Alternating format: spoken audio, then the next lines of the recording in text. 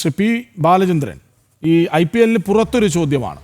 അതായത് യുവരാജ് സിംഗ് എന്ന താരം ശോഭിച്ചിരുന്ന നയിച്ചിരുന്ന സെക്കൻഡ് ഡൗൺ 4-ാം നമ്പർ പൊസിഷൻ, അതിന് പിന്നീട് ഒരു പിടി ബാറ്റ്സ്മാൻമാർ വന്നു പോയെങ്കിലും ആർക്കും അത് നികത്താനായില്ല എന്ന കാര്യം നമുക്കെല്ലാവർക്കും അറിയാം. പക്ഷേ ശ്രേയസ് അത് കൃത്യമായി ഉപയോഗപ്പെടുത്തുന്നു. അയാളുടെ ഏകദിന ഇന്നിങ്സുകൾ, IPL പെർഫോമൻസ്, ഈ പരിക്കേറ്റ് പുറത്തുപോയി ഇവരുടെ ലിസ്റ്റിൽ നിന്നൊക്കെ പുറത്തായ ശേഷം ഒരു മടങ്ങിവരവുണ്ടായിരുന്നല്ലോ, അതുമുതൽ ഇങ്ങോട്ട് വേൾഡ് കപ്പിൽ, ചാമ്പ്യൻസ് ലീഗിൽ ഒക്കെയും, അതായത് ഏകദിനത്തിൽ ഒരു പക്ഷേ ക്യാപ്റ്റനാകാൻ ഏറെ സാധ്യതയുള്ള ഒരു സെക്കൻഡ് ഡൗൺ ബാറ്റ്സ്മാൻ, ആ ഇടം കൃത്യമായി ഉറപ്പിക്കുന്നുവോ ശ്രേയസ് അയ്യർ? അല്ല, ശ്രേയസ് അയ്യരെ പറ്റി നമുക്കത് പറയാതിരിക്കാൻ വയ്യ. അതിൻ്റെ ബ്രേക്ക് കഴിഞ്ഞ് തിരിച്ചു വന്ന ശേഷമുള്ള ആ ഒരു വർദ്ധിതമായ ഒരു ശക്തി നമുക്ക് കണ്ടേ മതിയാവും. കാരണം എന്താണെന്ന് വെച്ചാൽ അതിന് മുമ്പ് അദ്ദേഹത്തിന് ഈ ഷോർട്ട് പിച്ച് ബോൾ പുള്ളടിക്കുമ്പോൾ പലതവണ റിപ്പീറ്റഡായിട്ട് ഔട്ടാവുന്നൊരു സ്ഥിതി നമ്മൾ കണ്ടിട്ടുണ്ടായിരുന്നു. അപ്പോൾ അദ്ദേഹം വളരെ വളനറബിളാണ് ഈ ഷോർട്ട് പിച്ച് ഡെലിവറീസിന് എന്നുള്ളൊരു ധാരണ എല്ലാവർക്കും ഉണ്ടായിരുന്നു. പക്ഷേ ഇപ്പോൾ അത് തിരിച്ചു വന്ന ശേഷം ആ ഷോട്ട് അദ്ദേഹം വളരെയധികം മാസ്റ്റർ ചെയ്യുകയും അത് ഇന്നിങ്സിൻ്റെ ആരംഭ സമയത്താണെങ്കിൽ ആ പന്തുകളെ അടിക്കാതെ വിടുകയൊക്കെ ചെയ്ത് ആ ഒരു വീക്ക്നെസ് വളരെ ഭംഗിയായിട്ട് ഓവർകം ചെയ്തു എന്നുള്ളതാണ് ഇപ്പോൾ ഇത്രയും കൺസിസ്റ്റൻ്റായിട്ട് ശ്രേയസിന് കളിക്കാൻ പറ്റുന്നതിൻ്റെ ഒരു പ്രധാന കാരണമായിട്ട് എനിക്ക് തോന്നുന്നത്. മറ്റുള്ള അദ്ദേഹത്തിൻ്റെ ഷോട്ടുകളും അദ്ദേഹത്തിൻ്റെ ടെക്നിക്കും ഒക്കെ അതിന് മുമ്പ് തന്നെ വളരെ കൃത്യമായിരുന്നു, നല്ലതായിരുന്നു. പക്ഷേ ഈ ഒരു വീക്ക്നെസ് പലതവണ എക്സ്പോസ്ഡ് ആയിട്ടുണ്ടായിരുന്നു. അതിനെ അദ്ദേഹം മറികടന്നിട്ടുണ്ട്. അപ്പോൾ അതും കൂടെ കഴിഞ്ഞ സ്ഥിതിക്ക് ഒരു പൂർണ്ണത കൂടുതലായി നേടിയൊരു ബാറ്ററായി മാറിയ സ്ഥിതിക്ക് തീർച്ചയായിട്ടും താങ്കൾ സൂചിപ്പിച്ച പോലെ നമ്പർ 4 പൊസിഷനിൽ കളിക്കാൻ ശ്രേയസ് അയ്യർ വളരെയധികം യോഗ്യനാണ്. അതേപോലെ തന്നെ ഇന്ത്യക്ക് മികച്ചൊരു നായകനെയും കിട്ടാൻ സാധ്യമാകും. അതൊക്കെ അദ്ദേഹത്തിന് അതിനുള്ള പൊട്ടൻഷ്യലുണ്ട് എന്നുള്ളത് തന്നെയാണ് എൻ്റെ കൃത്യമായ വിശ്വാസം. ഇതോടൊപ്പം തന്നെ നമ്മൾ RCBയുടെ കാര്യം പറഞ്ഞു വന്നപ്പോൾ നമ്മൾ മിസ് ചെയ്തൊരു പ്രധാന പേരുണ്ട്, ഒരു ജിതേഷ് ശർമ്മ. ഒരു മത്സരം ഒറ്റയ്ക്ക് മാറ്റിമറിക്കാൻ പറ്റുന്ന ഒരു പ്ലെയറാണ് അദ്ദേഹം. അദ്ദേഹത്തിന് അധികം മത്സരങ്ങളിൽ ഇറങ്ങേണ്ടി വന്നില്ല, അല്ലെങ്കിൽ അതിന് മുമ്പ് തന്നെ ടോപ്പ് ഓർഡേഴ്സ് ഫിനിഷ് ചെയ്തിട്ടുണ്ടെങ്കിൽ പോലും കിട്ടുന്ന സമയത്ത് അദ്ദേഹത്തിൻ്റെ കഴിവിൻ്റെ മിന്നലാട്ടങ്ങൾ വളരെയധികം പ്രദർശിപ്പിച്ചിട്ടുള്ള ഒരു കാര്യമാണ്. ഞാൻ ശ്രേയസിൻ്റെ കാര്യം പറഞ്ഞപ്പോൾ അതിൻ്റെ കൂടെ കൂട്ടിച്ചേർത്തു എന്ന് മാത്രം. ശരി, ആശാശോഭന, ഈ കഴിഞ്ഞ മത്സരത്തിന് തൊട്ട് മുൻപ് ഫേസ്ബുക്കിൽ ഒരു പോസ്റ്റ് സുഹൃത്തിൻ്റെതായി കണ്ടു. മുംബൈയും പഞ്ചാബും 2ാം ക്വാളിഫയർ. ഇന്ന് ബുംറയെ 4 ഓവറിൽ 40 റൺസ് എടുക്കാൻ കഴിഞ്ഞാൽ ഉറപ്പായും പഞ്ചാബ് ജയിക്കും എന്ന്. അക്ഷരാർത്ഥത്തിൽ ബുംറയെ 4 ഓവറിൽ 40 അടിച്ചു, പഞ്ചാബ് ജയിച്ചു. ഇംഗ്ലീഷ് എന്ന താരം എത്ര കൃത്യതയോടെയാണ്, എത്ര ഈസിയായാണ് ബുംറയെ പെരുമാറിയത് എന്നോർക്കണം.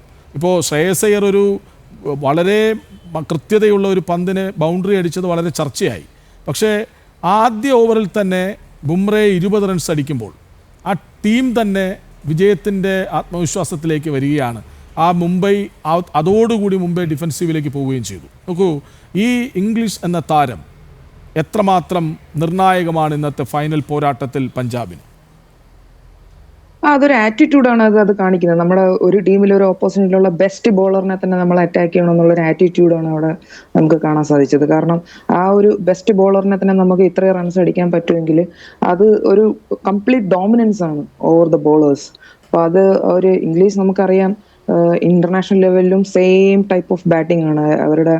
ഒരു ടൈപ്പ് ഓഫ് ബാറ്റിംഗ് വന്നിട്ട് തന്നെ ഇങ്ങനെയാണ്. പക്ഷെ നമ്മൾ ഇങ്ങനെ ബുംറ ഇങ്ങനെ ഒരുപാട് റൺസ് പോകുന്നത് നമ്മൾ അധികം IPL-ലാണെങ്കിലും ഇന്റർനാഷണലാണെങ്കിലും നമ്മൾ അധികം കാണാറില്ല.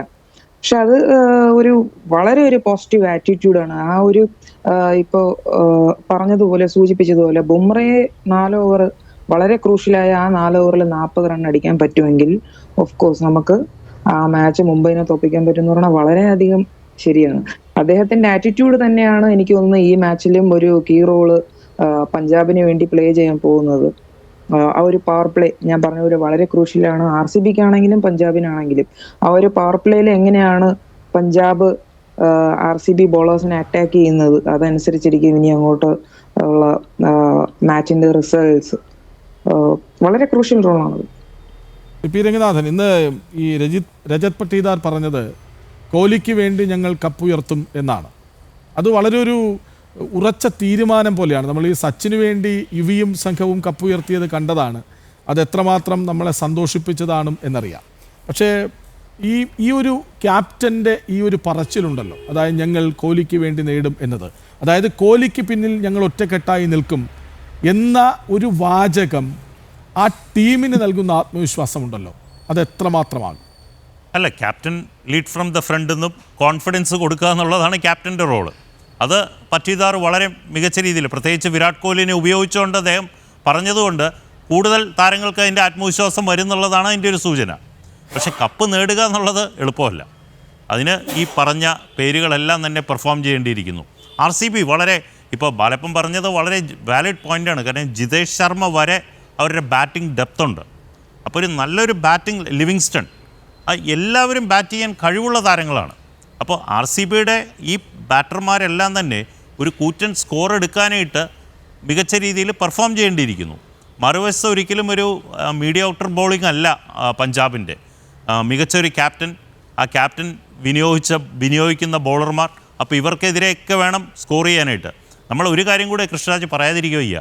കാരണം 200-ലധികം റൺസ് മുംബൈ നേടിയിട്ട് അത് ചേസ് ചെയ്തൊരു ടീമാണ് പഞ്ചാബ്. അപ്പോൾ അവരുടെ ഒരു കോൺഫിഡൻസും അവരുടെ ഒരു ആത്മവിശ്വാസം ഉണ്ടെങ്കിൽ പിന്നെ 16 ഓവറിൽ ജയിക്കണം ആ കളി. അതെ അതെ, ആ അവസ്ഥയിൽ പോലും അവർ അനായാസം ജയിച്ചു എന്നുള്ളതാണ്. അതെ അതെ, അതുകൊണ്ടാണ്. അപ്പോൾ ഇരു ടീമുകളെ നോക്കുകയാണെങ്കിൽ അൺപ്രഡിക്റ്റബിൾ ആണ്. നമുക്കൊരിക്കലും, ഇപ്പോൾ ആശ പറഞ്ഞതുപോലെ, ഒരിക്കലും നമുക്ക് പ്രെഡിക്റ്റ് ചെയ്യാൻ പറ്റില്ല. പവർ പ്ലേയിൽ നന്നായിട്ട് പെർഫോം ചെയ്ത് കഴിഞ്ഞാൽ ഒരു വലിയ സ്കോർ വരും. പക്ഷേ മറുവശത്ത് തിരിച്ചും പവർ പ്ലേയിൽ രണ്ടാമത് ബാറ്റ് ചെയ്യുന്ന ടീമും നല്ലൊരു ഓപ്പണിംഗ് കൂട്ടുകെട്ടോടു കൂടി ചേസ് ചെയ്യുകയാണെങ്കിൽ ഒരു നല്ലൊരു ഫൈനൽ അവിടെയാണ് നമ്മൾ നോക്കുന്നത്. വിക്കറ്റ് ബാറ്റർമാർക്ക് അനുകൂലമാണ്. ബോളർമാർ എങ്ങനെയാണ് വിക്കറ്റിൽ പന്തെറിയുക. ഇപ്പോൾ ഹാസൽവുഡിനെ പോലെയുള്ള ഒരു ബോളറൊക്കെ വളരെ മികച്ച രീതിയിൽ ഏത് പിച്ചിലും നന്നായിട്ട് പന്തെറിയാൻ കഴിവുള്ള ബോളറാണ്. അപ്പോൾ ഇവിടെ ഒരു ബാറ്റർമാർ ആണ് ഏറ്റവും മികച്ച രീതിയിൽ പെർഫോം ചെയ്യേണ്ടിയിരിക്കുന്നത് ഇരു ടീമുകൾക്കും. അപ്പോൾ ഒരു നല്ല മത്സരം, അത് IPLൻ്റെ ഒരു ഫൈനൽ, അതാണ് നമ്മൾ പ്രതീക്ഷിക്കുന്നത്. യെസ്, ടോസ് വരുന്നു. പഞ്ചാബ് കിങ്സ് 11 ടോസ് നേടുന്നു, ബൗൾ ചെയ്യാൻ തീരുമാനിക്കുന്നു. ടോസ് എത്രമാത്രം നിർണായകം? പഞ്ചാബ് ബൗൾ ചെയ്യുന്നു. കഴിഞ്ഞ കളിയിൽ അവർ എത്രമാത്രം അനായാസം ചേസ് ചെയ്തെന്ന് നമ്മൾ കണ്ടതാണ്. ഈ ടോസ് വളരെ നിർണായകമോ ശ്രീ P. ബാലേന്ദ്രൻ? നിശ്ചയമായിട്ടും. കാരണം ഇവിടെ ആദ്യം നമ്മളെല്ലാവരും സംസാരിച്ച പോലെ ഇതൊരു നല്ലൊരു ബാറ്റിംഗ് വിക്കറ്റ് ആവാനാണ് സാധ്യത. നല്ല ബാറ്റിംഗ് ട്രാക്ക് ആയിരിക്കും. അപ്പോൾ ആദ്യം ബൗൾ ചെയ്ത് ഇവരെ റെസ്ട്രിക്റ്റ് ചെയ്യാൻ സാധിച്ചാൽ, പ്രത്യേകിച്ച് ആദ്യ കുറച്ച് നേരത്തേക്ക് മീഡിയം പേസേഴ്സിന് ഒരു പരിധി വരെ നേരിയ സഹായമെങ്കിലും കിട്ടാൻ സാധ്യതയുണ്ട് എന്നാണ് പ്രതീക്ഷിക്കാവുന്നത്. അപ്പോൾ ആ കാരണം കൊണ്ട് സ്വാഭാവികമായിട്ടും ആര് ടോസ് വിൻ ചെയ്ത് കഴിഞ്ഞാലും ആദ്യം ബൗളിംഗ് എടുക്കാനാണ് സാധ്യത എന്നുള്ളത് അറിയാം. പ്രത്യേകിച്ചും ബാംഗ്ലൂരാണെങ്കിലും നല്ല ചേസേഴ്സാണ്. നമ്മുടെ ഇക്കൊല്ലത്ത് കഴിഞ്ഞ, അതെ. അപ്പോൾ അതുകൊണ്ട് അവർ ബൗൾ ചെയ്യാനായിരിക്കും തീർച്ചയായിട്ടും തീരുമാനിക്കുക. ഇവർ ചേസ് ചെയ്യുന്ന കാര്യത്തിൽ അവർ പലതവണ പ്രൂവ് ചെയ്തതാണ് ഈ വർഷത്തെ മാച്ചസിൽ അവർ ദേ ആർ ഗുഡ് ചേസേഴ്സ് എന്നുള്ളത്. അപ്പോൾ അതുകൊണ്ട് തീർച്ചയായിട്ടും അവരുടെ തീരുമാനം അങ്ങനെ തന്നെ വരാൻ സാധ്യതയുള്ളൂ എന്ന് അറിയാൻ രണ്ട് ടീമിനെ സംബന്ധിച്ചും ഈ ചേസിങ് റെക്കോർഡ് നല്ലതാണ്. അത് കാരണം കൊണ്ട് ആര് ജയിച്ചാലും അവരാദ്യം ബൗൾ ചെയ്യാനായിരിക്കണം തീരുമാനിക്കുക. ഏതായാലും ടോസ് നേടിയ പഞ്ചാബ് കിങ്സ് 11 ബൗളിംഗ് തിരഞ്ഞെടുക്കുന്നു, ഫീൽഡിംഗ് തിരഞ്ഞെടുക്കുന്നു. ഒരുപക്ഷെ ടോസിൻ്റെ ആനുകൂല്യം പഞ്ചാബിനെ വിജയത്തിലേക്ക് എത്തിക്കുമോ എന്ന ചോദ്യം. പക്ഷേ വിരാട് കോഹ്ലി എന്ന താരം അവിടെ ഒരു വശത്തുണ്ട് എന്ന കാര്യം ആരും മറക്കില്ല. ഇടവേളയ്ക്ക് ശേഷം തിരിച്ചു വരാം.